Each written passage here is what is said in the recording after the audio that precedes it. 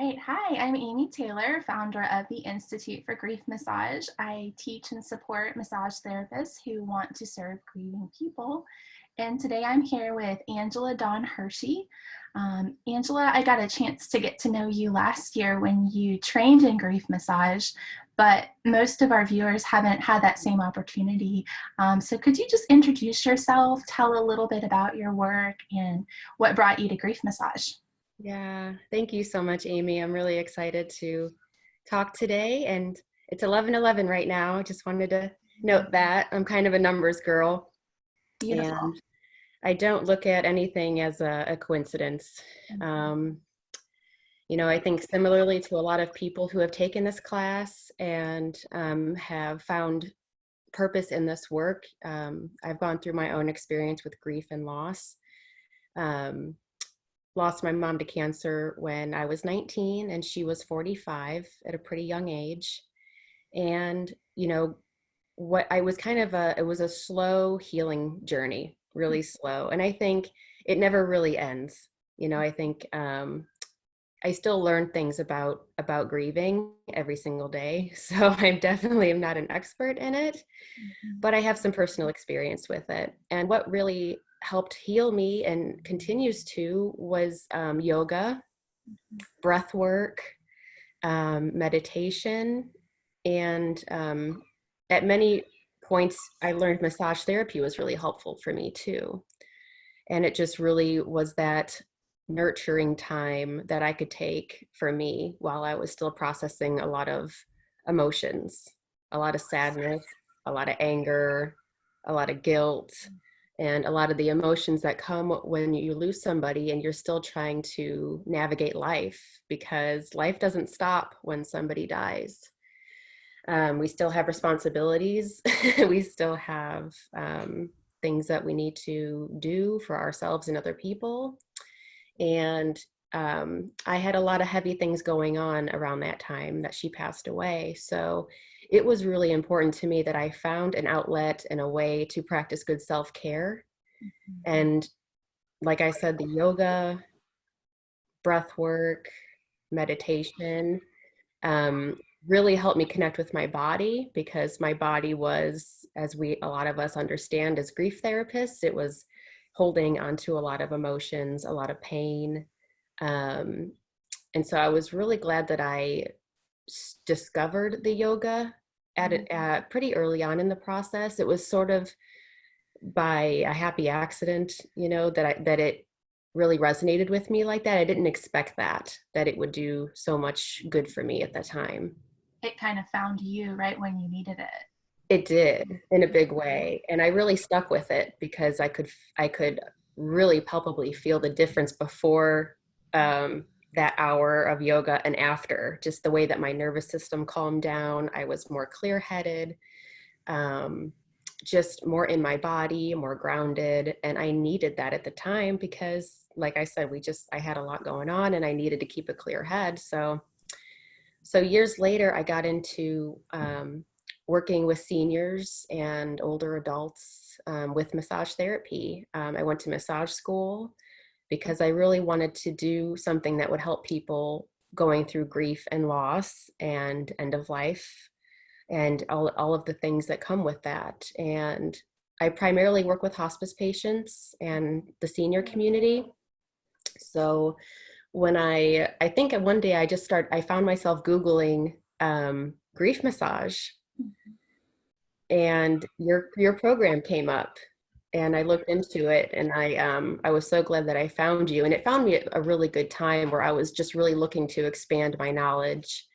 And I really thought it was a good idea to learn the best practices in working with somebody in grief, and just understanding and navigating those layers of emotions that can come up with somebody who's in grief, and just wanting um, to really do a good job. And I think there's a responsibility that I feel in that regard, to really be better educated and informed and prepared to work with somebody in grief.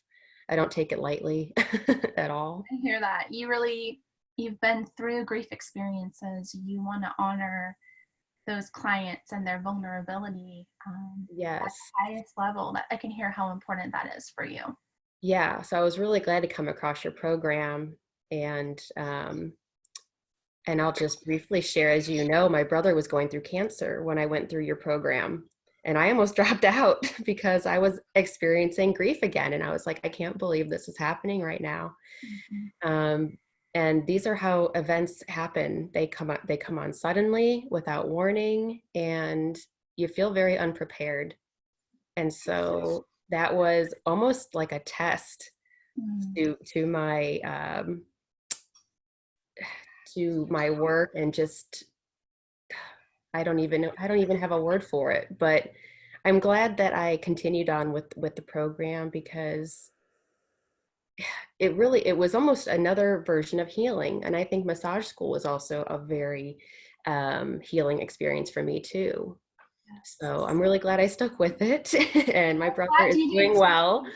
Yeah, Yes.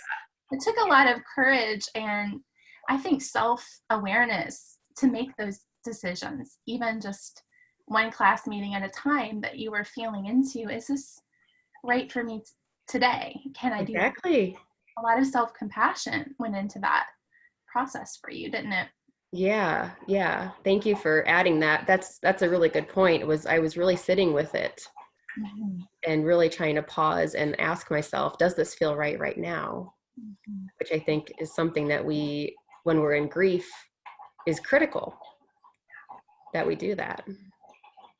Well, thank you for sharing your journey. I'm just so sorry for the loss of your mom. And, at such a young age, 19, when that's such a vulnerable time for us as humans when we're kind of navigating, branching out and becoming independent, but to have your mom taken away at such a young age and then have additional stress and responsibilities, like you mentioned, I can't imagine how that was for you and what a relief it was for you to find ways not to change the experience, but to live inside of it in a way that helped you feel empowered. It sounds like yoga and breath work and massage gave you a little bit of control over how you were feeling. Exactly. Yes, it did. Mm-hmm. Oh, that's beautiful. And I hear too that throughout your journey, you said, grief isn't just a one-time event. You continue to touch back to it. And you've had other things happen, even as recently as last year with your brother's illness, that just come on unexpectedly and kind of shatter your sense of, well, this is how things were supposed to be. No one asked my permission for this to happen. Right. And kind of touching back to, what can I do in this moment? What are some tools that can help me live inside of what's happening right now? Exactly. Yeah, Yeah. yeah. Um, well, since I have gotten the chance to get to know you a little bit, I know that your work is not limited just to massage therapy, although that's a big piece of what you do. Like you said, you work with hospice patients, you work with older adults, and you offer grief massage. Um, what other work in the realm of grief, death, and dying are you doing right now? So I'm also an end of life doula. I'm certified through a program called Doula Givers. Mm, And some people might not be familiar with what an end of life doula is, yeah. but very similarly to a birth doula that supports a woman through her pregnancy and helps her plan how she wants her birthing to go. An end of life doula does a very similar thing for the patient and the family throughout their journey of terminal illness, really helping them to tune into, what matters to them. Mm, And, when you're faced with a terminal illness, there's a lot of grief, anticipatory grief that sets in, a lot of fear, a lot of worry, a lot of looking to the future of how things are going to be. And you're navigating a lot. You're navigating healthcare decisions, mm. um, and just a lot of emotional, physical, spiritual things as well. So I really try to be sort of a professional space holder for all of Oh, that. how beautiful. I love that. Yeah. So there's that. I feel like a doula, that's really the primary objective or an intention that I have in my work as a doula. There's definitely a sense of education as well that goes into that, when they're ready to receive it. But a lot of it is about planting little seeds and not pushing, because they're going through their own experience. And it's really tempting to want to say, well, I would recommend you do this, or, maybe you should think about this, or do X, Y, or Z. And it's really important that we're meeting the patient and the family exactly where they are in their process right now, because maybe they've been going through this for a long time, and there's a lot of complicated emotions and things going on, where it's just, you just kind of have to feel out what, what's going on. Or somebody may have, just received a diagnosis and they're still really trying to process everything that's going on. So it's really important to just meet people where they are. So I try to do that for people. I help facilitate conversations, again, when it's appropriate, when they're ready. But there's a lot of healing that can occur through those conversations, and helping the patient to really express what matters to them, to their family members, to their caregivers, and to their medical providers too. Because we have a tendency to get kind of caught up in the current of the healthcare system, and people start, I think, unintentionally and with the best intentions, making decisions for you. And it can feel like an extreme loss of control when that's happening. In a situation where there's already such a loss of control and so much Exactly. anxiety, it sounds like a big part of your role is kind of advocating by holding a space and clearing space for the patient to make some decisions or voice what's important to them, and like empowering. Very much so. That's control points. Yeah, empowerment is the key word.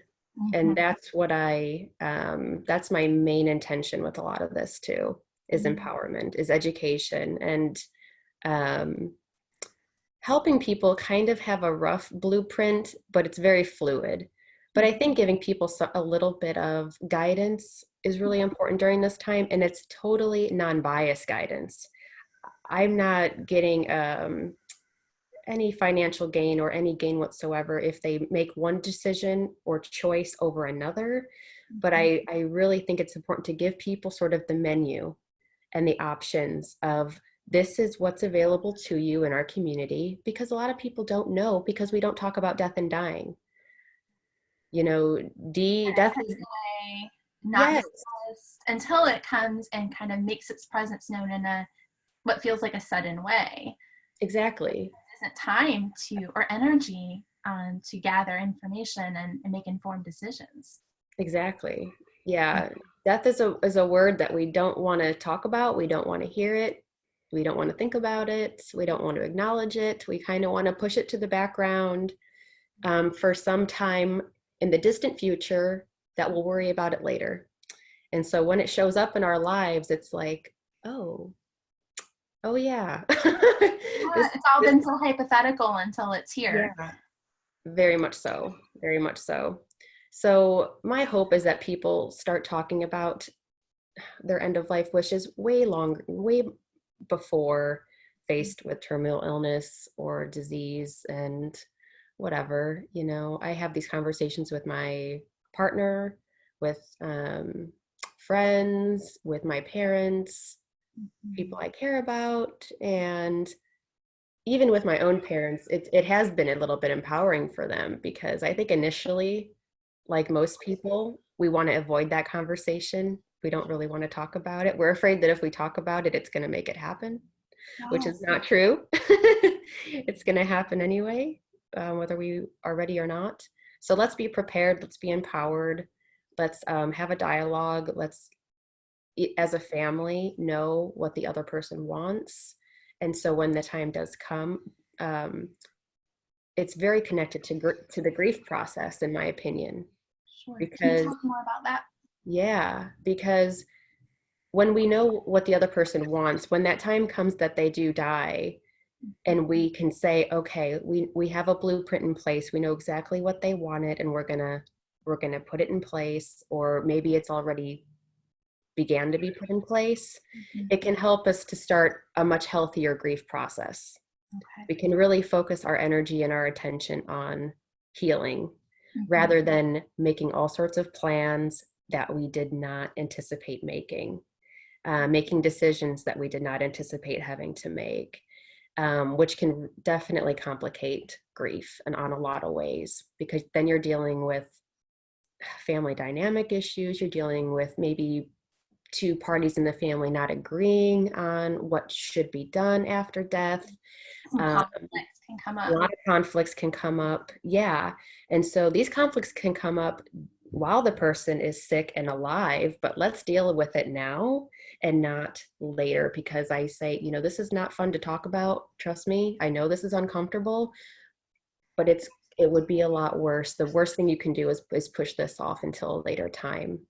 Mhm. So, yeah, that's, Sounds like for you, finding that way to hold the space and also provide education as you're feeling into, where the patient and the family are.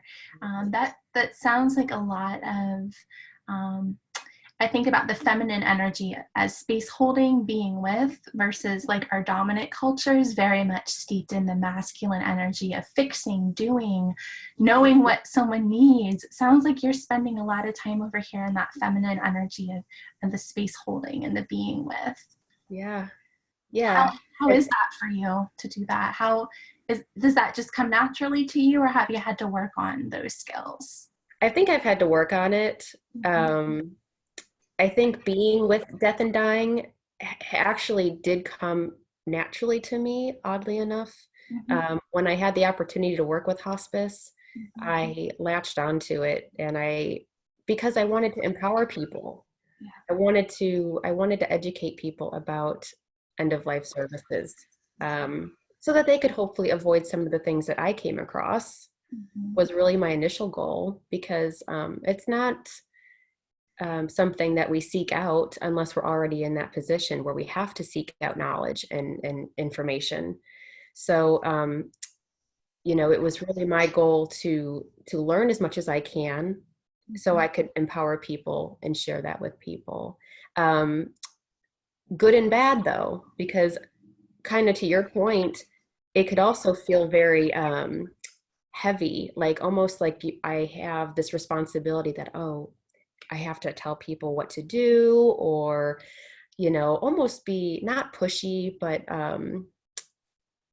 almost in a sense of like urgency, for lack Mhm. of a better word. So Mhm. I did have to take some time with that and really consider that pause, that Mhm. space.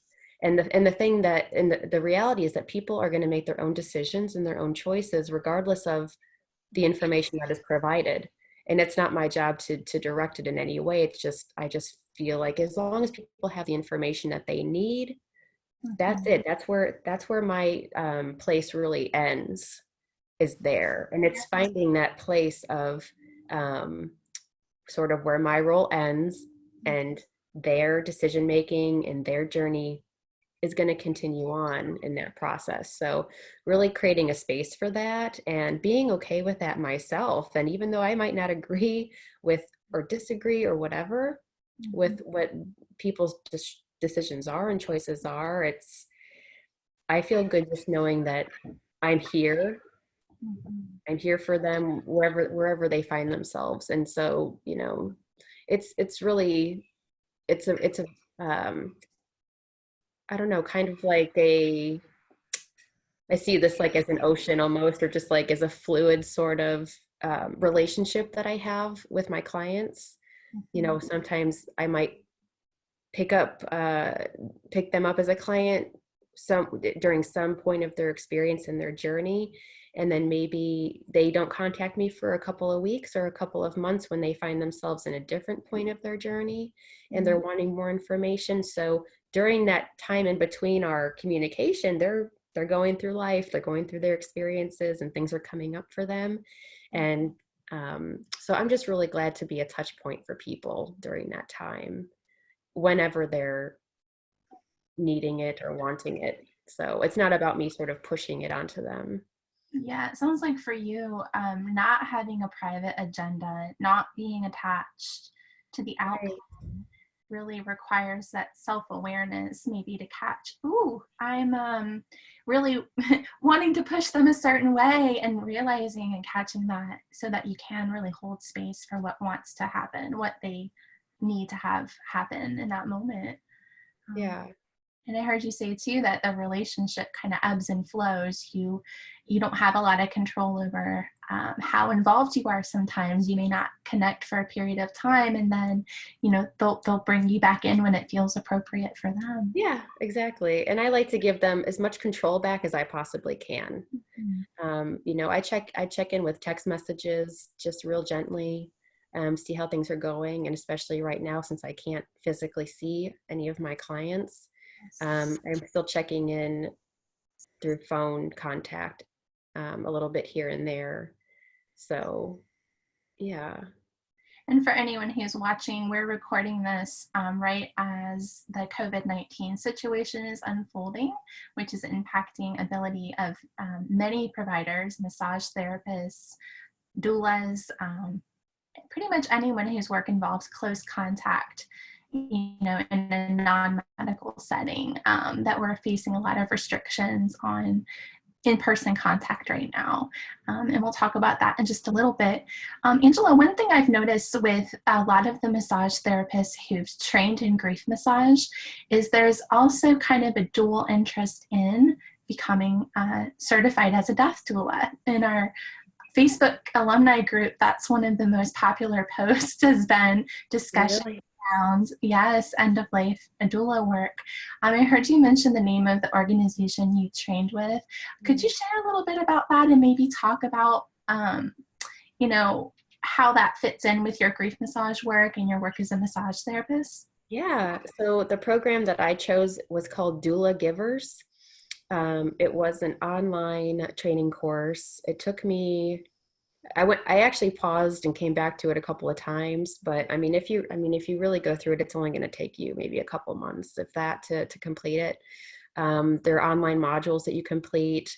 Mhm. Um, you're given a lot of information about the stages of end of life and how, as a doula, we can kind of um, help in during different stages of the end of life journey, through the diagnosis and the shock phase, through the stabilization phase of when things are not as acute or severe. And this is really the sort of the work period where us as a doula, we can do a lot of things like these conversations, these end of life conversations, maybe legacy work, life review work, and just really helping our clients find meaning and purpose in their lives.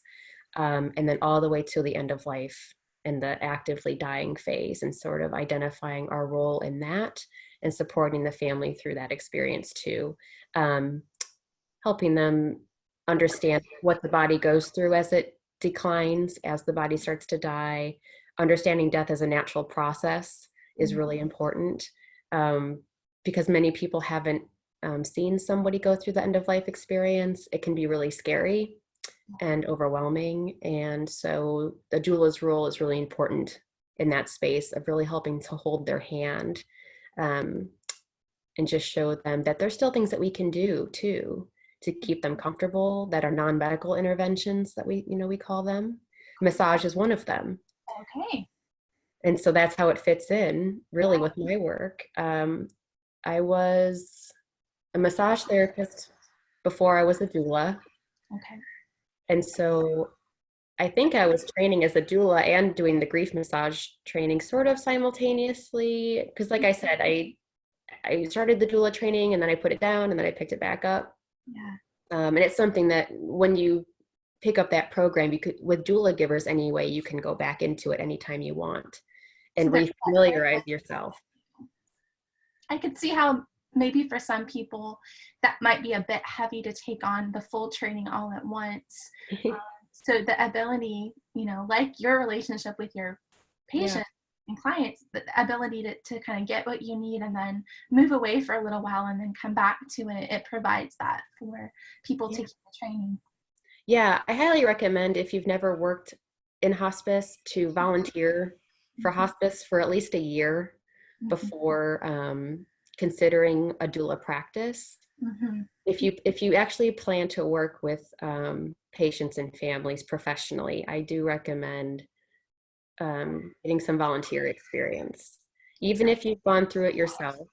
Mhm. Yeah, because it's different going through it yourself with your own family member than with another person's family member and another person. It's very, very different. And kind of like we said before, it can be tempting to project our experiences onto other people.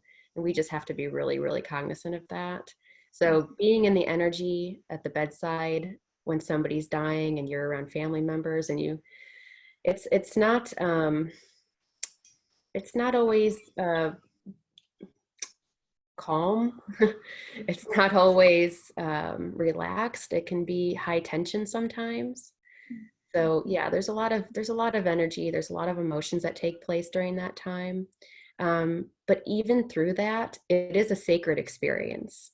Even Mhm. when tensions are high, even when emotions are sort of all over the place, which they will be, it's a sacred space.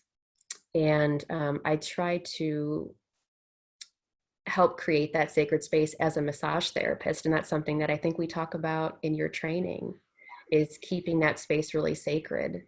And so this is very, very transferable from my massage work and holding that sacred space just as their massage therapist. But I feel like even when my role is just their massage therapist and I'm not really there to be their doula, I'm Mhm. still sort of doulaing them, if that makes sense. Because Yeah, it's really about it's really, you're cultivating this doula work from your heart. And so it's always with you. it becomes a real part of who you are and how you are with people. Yeah, absolutely. And I heard you call it being a professional space holder. In a lot of ways, that's how I see grief massages, that's Right. the majority of what we're doing. So, Exactly. It fits in really, really, really well. But I highly encourage people who are called to end of life doula work to definitely do your research. There's a lot of training programs out there. Doula Givers is just one. Um, there are several. I mean, especially now, I think in the last 6 months or so, it's really trending a lot right now, which is great. I think even if you don't plan to do it professionally, mhm.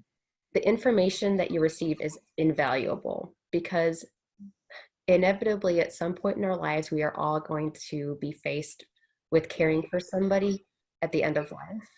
So the information that you receive in the training will help you navigate that personally and with people that you care about. So I do recommend, I really believe everybody should have the skills to care somebody at end of life. Everybody. We have a choice of whether or not we want to give birth, Yeah, right? But we don't have a choice about death. that's a really interesting way to think about it, Angela. We Yeah, all know that day will come, but especially with our dominant culture the way it is right now, it almost seems like it will be optional. Um, and it sounds like that's a big part of your work is bringing death out of the shadows so that it can be an intentional process rather than like a last minute feeling of being really powerless and not mhm, being able to honor how sacred the moment really is. exactly. Yeah, there's a lot of beauty that takes place um, in the death process. A lot of healing can actually take place. And Mm-hmm. it's a new way of looking at healing. This is not healing the disease Mm-hmm. or the condition, your affliction that's likely going to be what causes your end of life, but it's healing a lot of, healing relationships, Mm-hmm. um, you know, understanding our role in our lives and the impacts that we've made on our lives and in other people's lives, and really having some time to have appreciation for our journey, I think is so, so important and so healing that we do that. So Making a lot of meaning, and it doesn't mean that situation is fixed or the illness is cured, that doesn't mean healing's off the table. Right. Yeah. Yeah. Mm-hmm. And you're faced with a lot when you're dying. I mean, you're kind of sitting a lot with your own emotions. Mm-hmm. So I see a lot of correlation with what's happening right now with COVID-19. Yes. A lot of people are sitting with their emotions right now, where a lot of us are at home. We're isolating ourselves. um, Grief, a lot of us are feeling grief. So there's a lot of correlation with what I see happening right now with this COVID-19 experience Yes. and what I see working with people at end of life. I see a lot of correlations. Sounds like that. You mentioned in your doula training, you learned about kind of the sudden shock of the diagnosis, followed by a period of what you called work, where meaning can be made. There can be a time for reflection. Talk a little bit more about that in light of, that was one of my next questions for you, is kind of how have you been affected by COVID-19 so far? And what are your thoughts about the grief that's coming up right now for a lot of folks? Yeah. So I think prior to this, we've been living in a really busy world. Um, no matter what your job is, even for us as massage therapists, sometimes we're pressuring ourselves to see X number of clients per week and make X amount of dollars per week because, we have to survive. And so I think the atmosphere now has been tense, even leading before this event. Just the world has just been going through a lot of intense emotions collectively. I think we have been politically, environmentally, emotional. And so, a lot of this is tied in. So I think that this pause is really important. This is an opportunity, but there's a lot of grief that's associated with that. So I think I'm holding both. I'm really trying to hold both, that yes, we can be upset, we can be afraid, which there's a lot of fear right now. There's a lot of worry, anxiety. A lot of us are experiencing a loss of control. Yes. We can't control the situation. But what we can control is how we show up. Mm-hmm. We can, so I just think that's really important for us to kind of like realize that we do have some control of how we show up to the situation. We could show up in this overwhelming state of fear and anger, and I think just like grief, you have to hold space for that too. Yeah. You have to allow that. There's a lot of people. Bad. It's not wrong. Bad. Yeah.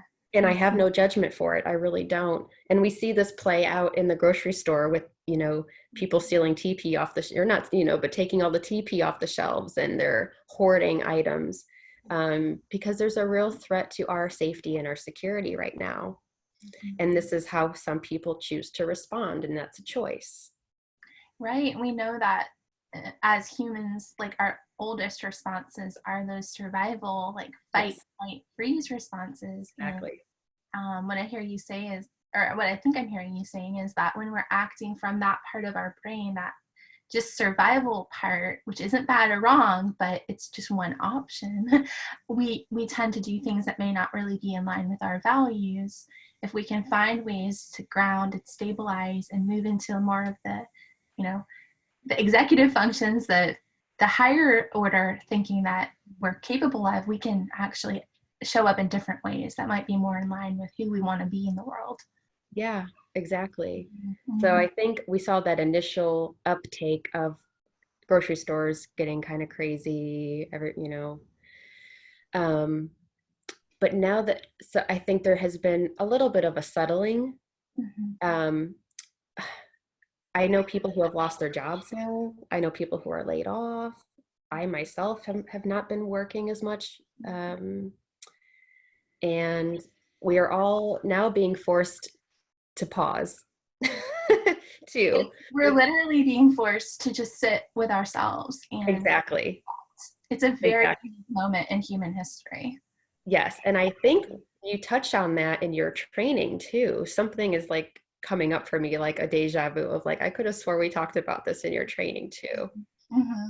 One That, thing that comes up for me is, and I know you know this, but just in case people in the audience don't know, I've been training as a counselor, as a grief counselor for the past few years too.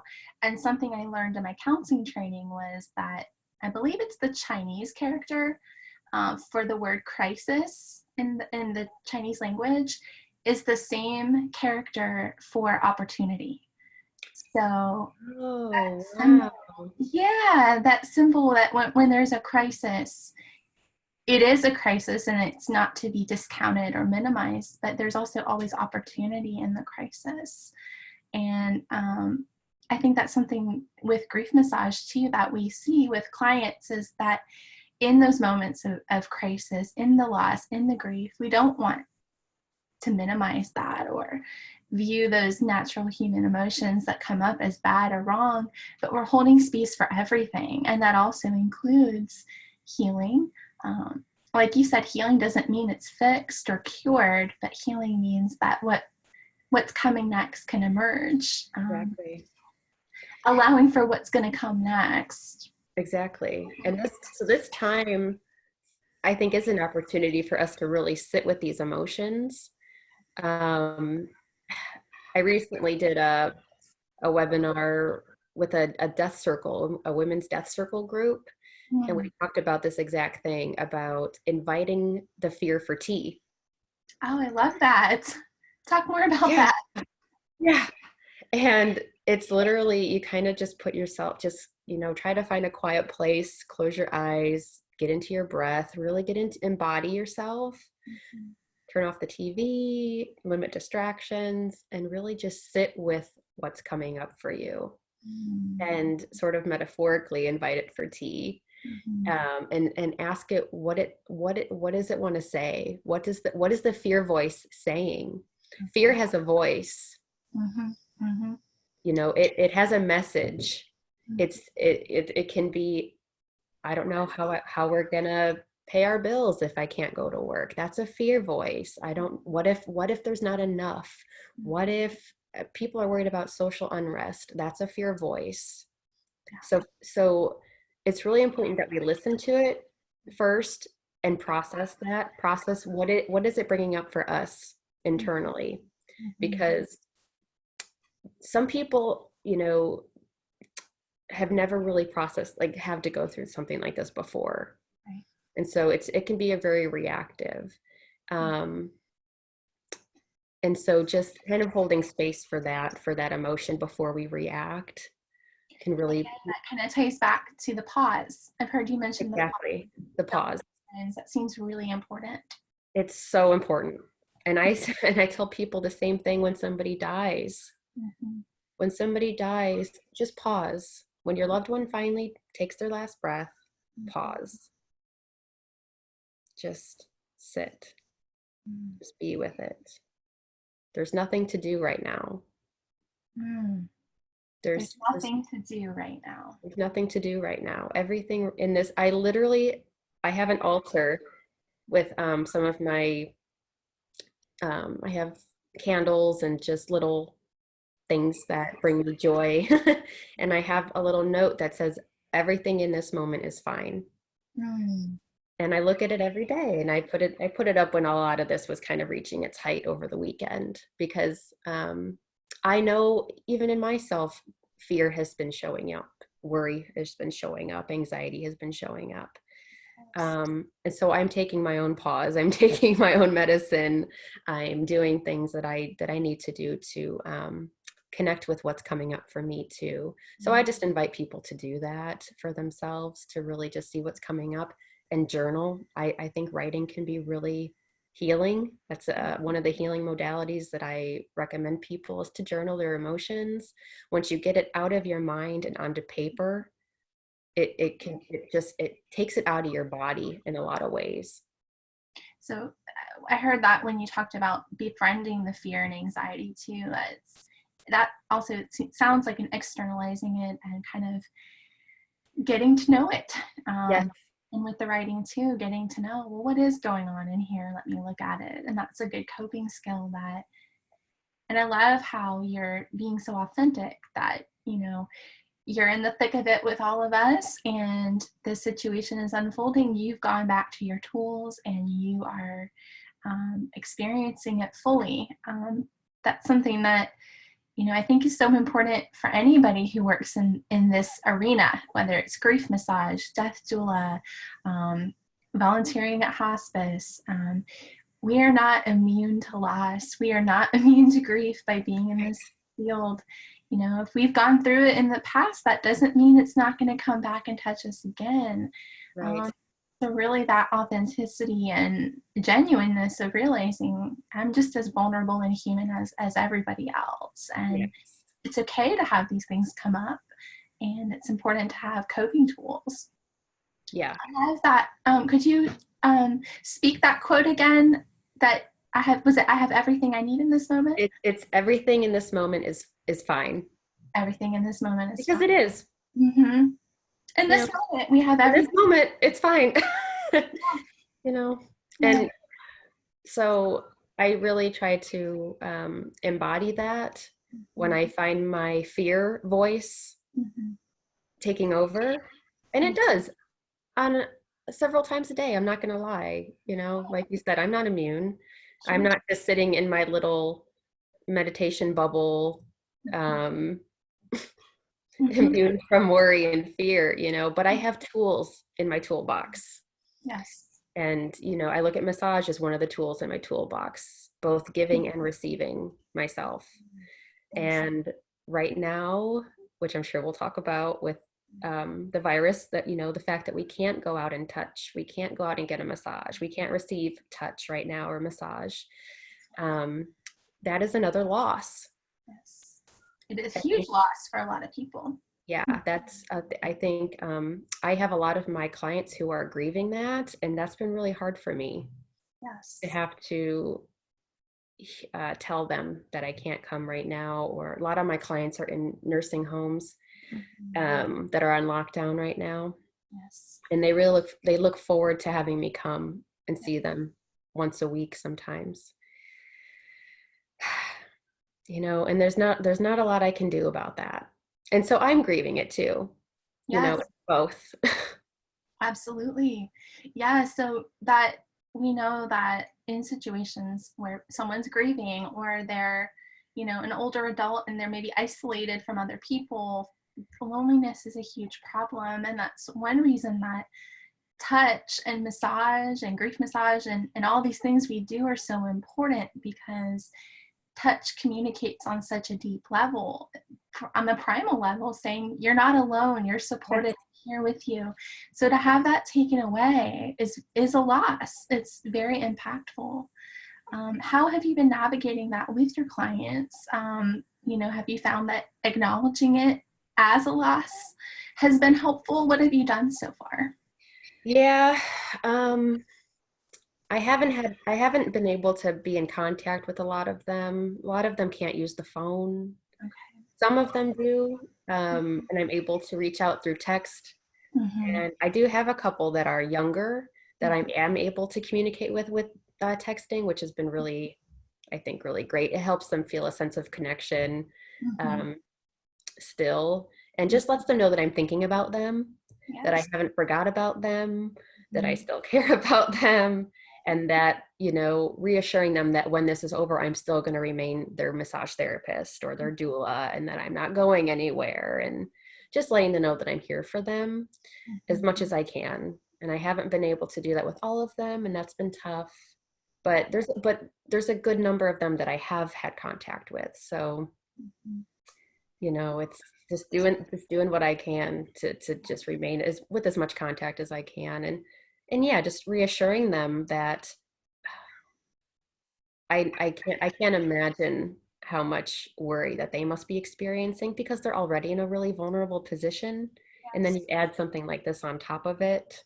Mm-hmm. um, it's really intense, Yes. and I feel that for them on a lot of levels. Mm-hmm. So yeah. um, them not being able to have family visitors, which is something that they look forward to keep them, to keep their spirits high, Yes. keep them elevated, to keep them positive. Mm-hmm. They haven't been able to have social activities, Mm-hmm. even within some of these facilities. Mm-hmm. So they're in a strict lockdown situation, really strict. And when all this is over, you better believe I'm going to be talking about the importance of touch Yes. and the importance of connection. And Mhm. and I this is not a social experiment that I ever wanted to see have happen, Of course. but there will be implications, and it's a sad reality. Mm-hmm. But it's also why our roles are going to be so important when this is over. I don't think we've ever been in a situation as a society where the option of touch, especially massage, has just been taken away, has been off the table, has, become removed so Yeah. suddenly Yeah, that, I mean, they basically classify right now the medical providers as essential or non-essential. yes. And right now, massage therapists are viewed as non-essential providers. Mm-hmm. And I have a lot of clients who would uh, disagree Mm-hmm. Mm-hmm. that it is essential for them right now.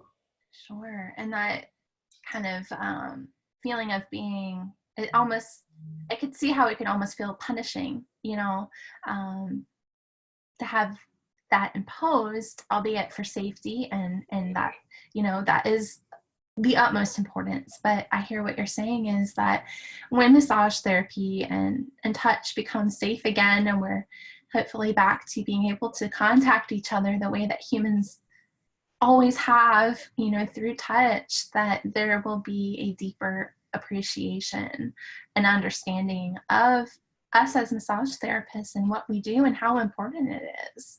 Exactly. Absolutely. On just a personal note, I've been interning as a grief counselor at a hospice organization, and for safety reasons, they have um, released all interns and suspended the internships temporarily. So I've experienced kind of a similar feeling where I would like to be there doing the work I'm called to do in the grief counseling realm, and I'm just prevented from doing it for safety reasons. And I understand that completely and respect it. And I'm grateful that they're so proactive, but it's a very difficult situation to be in. Plus, not providing body work right now. It's a really unique time, and I really love how you talked about the opportunity in the crisis without minimizing the crisis. Allowing for all of the feelings, all the grief, fear, anxiety, All being of the emotions. And all this is why it's so directly correlated to grief, because these are very similar emotions that we feel in grief, right? We feel fear, we feel anger, we feel some guilt, even that we are unable to do our work. We feel the sense of like whatever, sadness, loss of control, I anxiety, of can agree to course. this. I No one mean, asked my permission for this to happen. Mm-hmm. exactly. Yeah. So we are all, in a sense, grieving some losses right now. But again, there's an opportunity there to Yes. to rediscover ourselves, and I think grief has the power to do that. That's what it's done in my life. I think you might be able to say the same thing. How grief has been able to transform your life and given you really a renewed sense of purpose, Mm-hmm. and helped you kind of rediscover who you were really deep down. And I think this is that opportunity for a lot of people who might be facing we have somebody in our family who lost their job after 30 years That's a huge loss. overnight, Mm-hmm. um, 1 year before retirement, I'll add to. Mm-hmm. So extremely deep sense of grief right now, Mm-hmm. and trying to rediscover a new purpose in this experience. So It's really hard because not only, we're holding our own grief, but we're also holding the grief of people that we care about too. We're holding their fear, worry. I have a good relationship with my father. He and I talk, Mhm. and I hear it in his voice when he talks about what's going on. I can hear the worry. I can hear the concern for Mhm. not only for himself but for me, because I'm his daughter and he loves me and he worries about me, and I don't live in the same state as him, so I think that adds to it too. Mhm. So I think um, I'm glad that I've done my work up until this point, because and this is what I encourage for all of us to continue to do, no matter what your position is or what your job role is in this world, is to do your work, because people are really going to rely on each other, even more now than ever during this time and after this kind of subsides.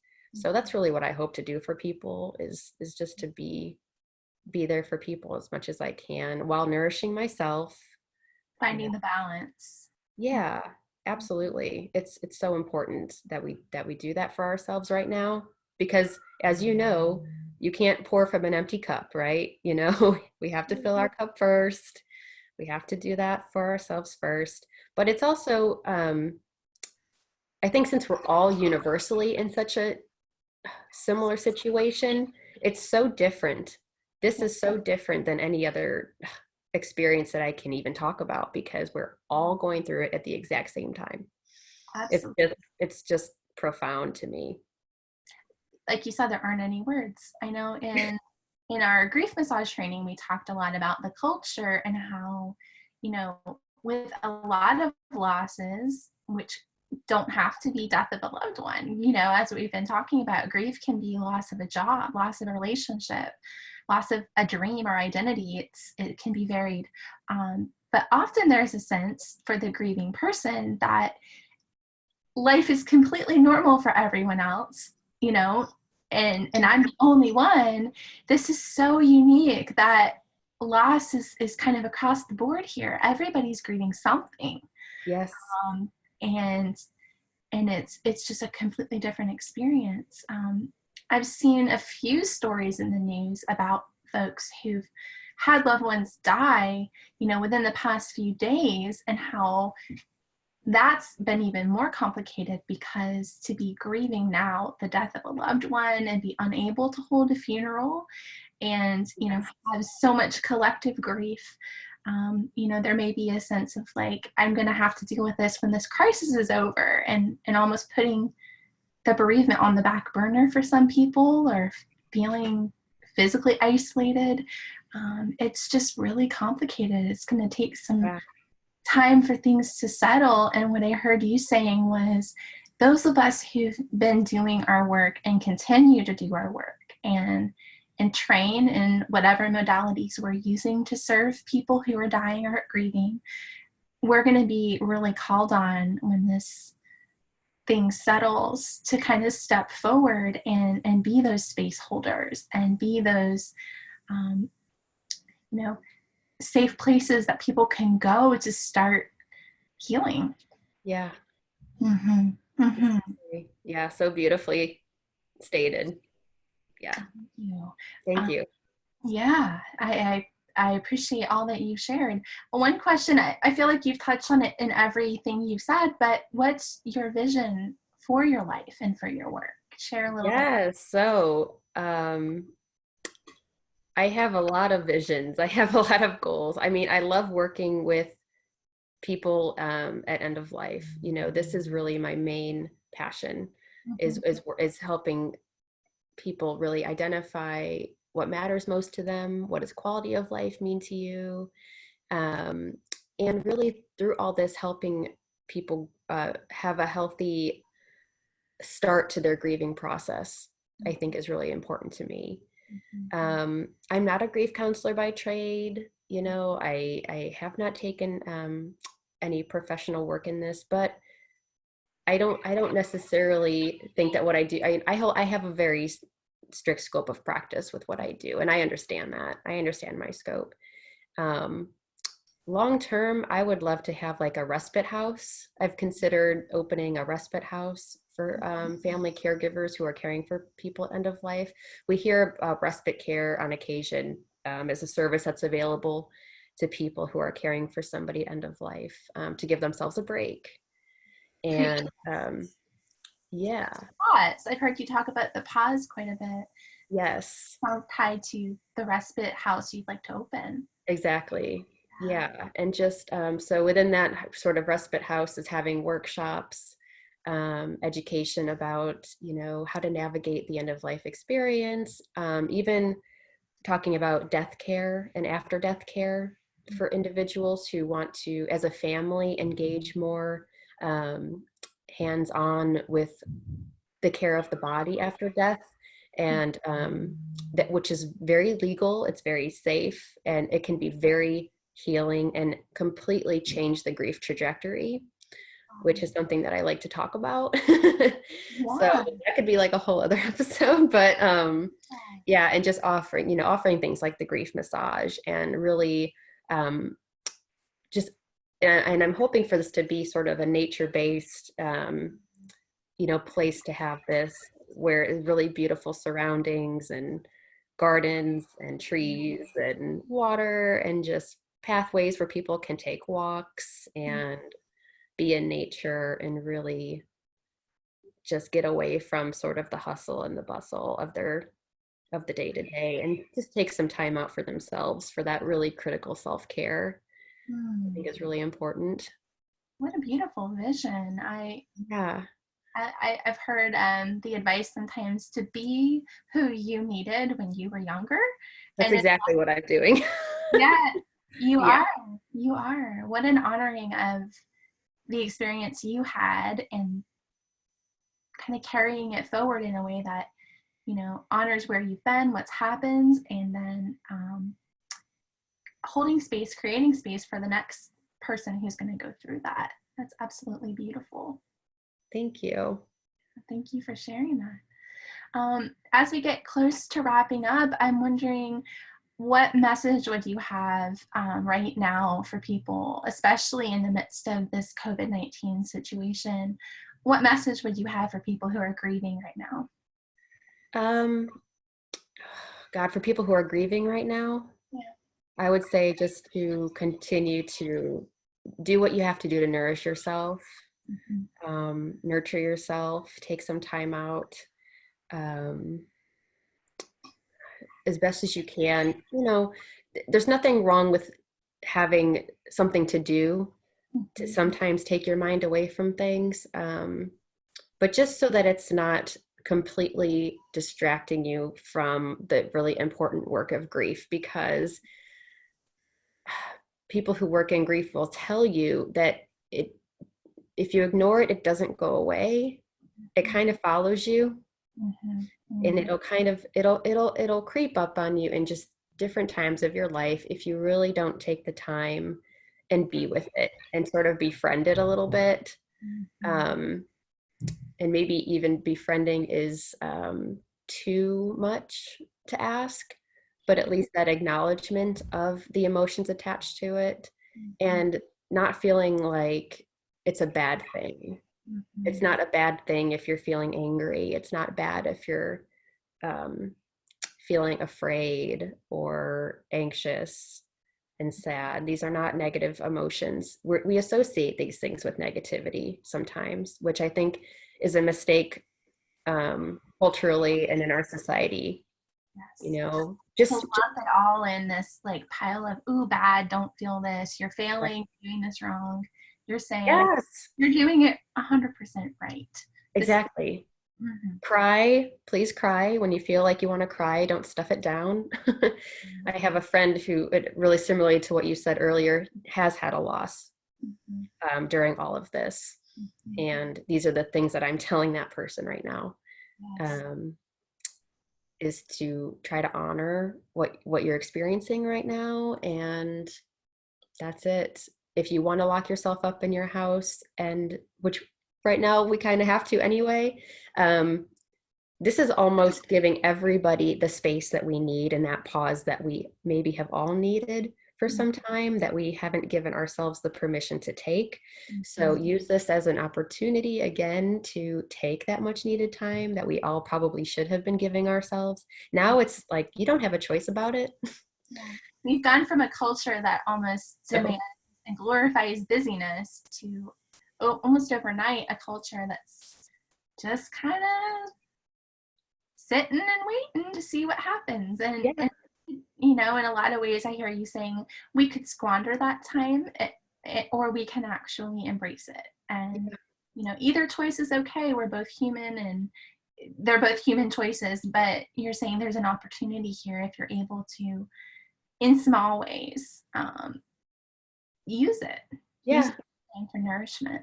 Yeah, like, I think you've been posting pictures of your walks, which is Yes. really beautiful to follow, taking pictures of the flowers. And yeah, I hope the sun comes out today. We're really hoping it does. It's been rainy and kind of gloomy, but my partner and I are really looking forward to going to the park today with the dog.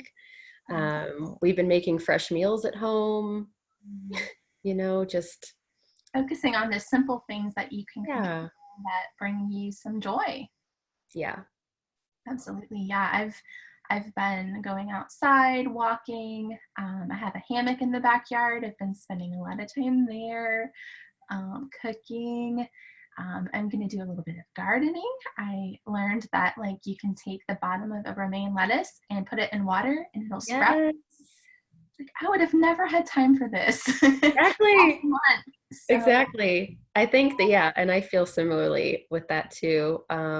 I've ebbed and flowed between doing projects that I didn't have time for before. I just recently launched a virtual doula practice, which is something that I've been wanting to do for a long time.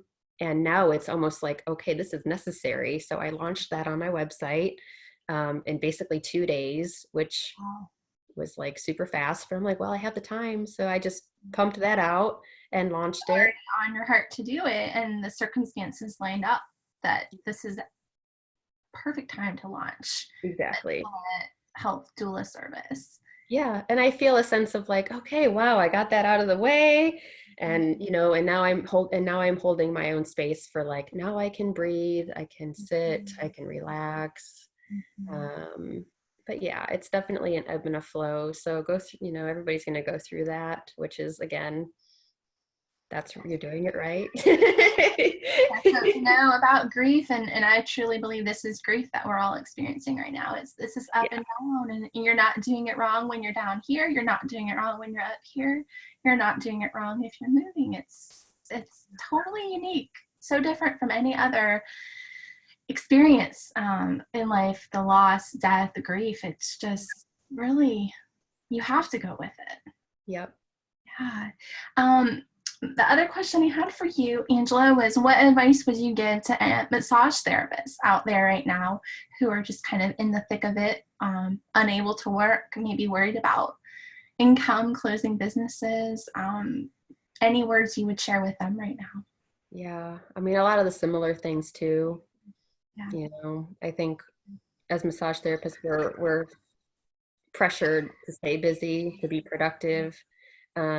Right now, we can't do that, so we have to kind of just sit and see what happens. Mhm. Um, but I really believe that when this is over, we're going to be really um, viewed as much, much more of an essential Mhm. medical provider or service provider, however you identify as a therapist. Some consider themselves more medical based Right.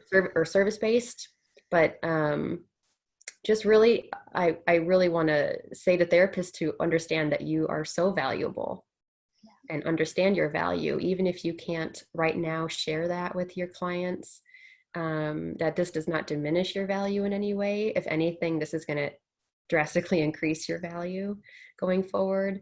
And to, maybe think about some ways that, I think sharing your story is really important too for people of, why did you get into this work? And really evaluating that for yourself of, I know a lot of therapists who burn themselves out, Mhm. which makes me sad because it doesn't have to be that way. Um, and just really taking stock of, why are you doing this work? Is it fulfilling to you? Mm. Or, is this something that you want to continue to do, or is there something else, that you have been wanting to share with me? It started with massage work, and it has sort of grown into uh, this more full spectrum end of life care business. And I think there's so many unique things that massage therapists can kind of use this as an opportunity to grow their business in different ways if that calls to you.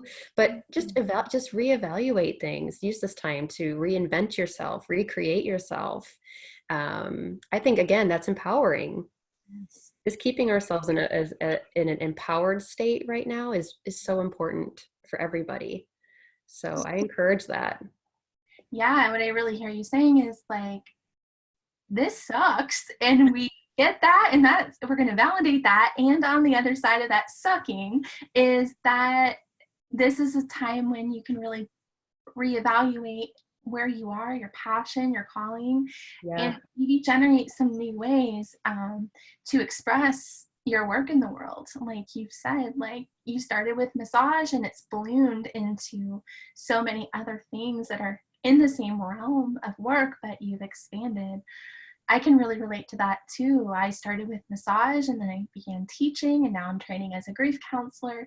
We don't have to fit into one little tiny box. And this Yes. could be an opportunity to kind of maybe get in touch with and have time to get in touch with these other additional ways to serve or express oneself. That's really inspiring. Thank you for sharing that. Yeah. Yeah, absolutely. Thank you for everything you do. It's an honor because I get to meet people like you and work with the most amazing massage therapists. It's an absolute honor. Yeah. Any additional thoughts, wisdom you'd like to share? If you'd like to share your website, information about your online doula services. Sure. Yeah. Yeah. So my website is mymassageandwellnessllc.com. Mm-hmm. And you can find me there. I have my services listed and my virtual doula practice. And um, I'm based out of Indianapolis. I don't know if I mentioned that earlier. Um, I have a couple of Facebook groups. Um, if you are in Indianapolis or Indiana, for that matter, I have a Facebook group called the Central Indiana Senior Support Group, which I've been really leveraging right now to help people stay connected. It's primarily for caregivers of people who are terminally ill, or just elders in general, or people of vulnerable populations. Don't even have to be seniors. Um, Caring for somebody who's disabled in any way. We have a lot of great resources and information there. There's professionals who are sort of in this industry that you can kind of post a question and get maybe some good information and answers right away, which is really helpful right now. And then I have it. People. Yeah, that's my goal, is to keep people connected with that too. Um, and then I have another page called the Indie End of Life Collective, which is sort of it is a collective of various professionals and just even lay people in my community who have a passion for working in the end of life space and the death care space. We have funeral celebrants, we have doulas, funeral directors, nurses, doctor, just Really any. interdisciplinary.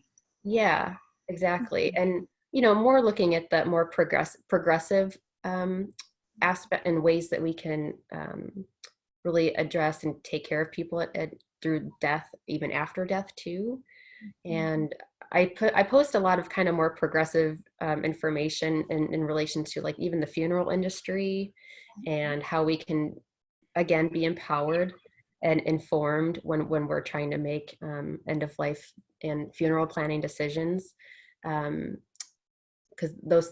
that information is just not really something that we seek out unless we're put into that position. So I have some good information there, and I encourage people to message me through social media or email My email is Angela at mymassageandwellnessllc.com. So yeah, feel free to reach out to me, and I do free consultations for the virtual doula work. You can kind of just, tell me a little bit about yourself, your experience, and see if, if anything that I can provide can help you in any way. If I can be sort of a death coach to you in any way, I consider myself a coach in that regard. Sure. And And is yeah, that limited to the Indiana area, or could that be anybody from across it the really country? could be anywhere across the country. Because I have some ways to, try to help navigate people even in different states. Maybe I have a resource for those individuals, but yeah, absolutely, it could be anywhere. Beautiful. And I can definitely vouch for your Indie End of Life Collective page. I follow that and you post some really good stuff. So Thank you. yes, thank you so much, Angela, not only for taking the time to talk today, but for all the work you're doing. It's so inspiring, and your message is just so clear and so fueled by passion. It's just been really fun to get to know you and to share you now with other people, and kind of share your message with even more people. I know you're already reaching a lot of people, but I think a lot of especially massage therapists will be really inspired by what you shared today. I feel the exact same way about you. I really do, Aimee. Yeah, I love following you and what you're doing. Your work is so important, so valuable. And yeah, I'm just really glad to know you and to have taken your class. I highly recommend it. Yeah, so thank you for everything that you're doing too. Absolutely. Well, I'm going to sign off from here. Thank you so much, Angela, and take really good care today. You too, Aimee. Thank you so much. Bye-bye. Bye.